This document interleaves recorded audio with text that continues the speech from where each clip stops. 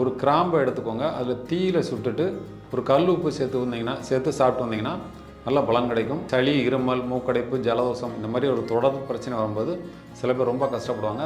அதிலும் குறிப்பாக இருமல் நிறைய நம்மளை கஷ்டப்படுத்தும். அந்த மாதிரி நேரங்களில் 3 நாள் சாப்பிட்டா போதும். அது காலை, மாலை, இரவு இந்த மாதிரி 3 வேளை 3 நாள். சில பேர் என்ன நாள் கணக்கில் சாப்பிடுவாங்க, அது வேறு விதமான பிரச்சனை உண்டாகும். இது மட்டும் இல்லாமல் அந்த இருமல் நேரத்தில் நீங்கள் ஒரு தக்காளி சூப் வச்சு குடிக்கலாம். ஒரு தக்காளி எடுத்துக்கோங்க, ஒரு 4-5 பூண்டு பல் நல்லா நசுக்கி போட்டு தண்ணி விட்டு கொதிக்க வச்சு உப்பு சேர்த்து குடிச்சிட்டு இருந்தீங்கன்னா ரொம்ப அற்புதமாக வேலை செய்யும்.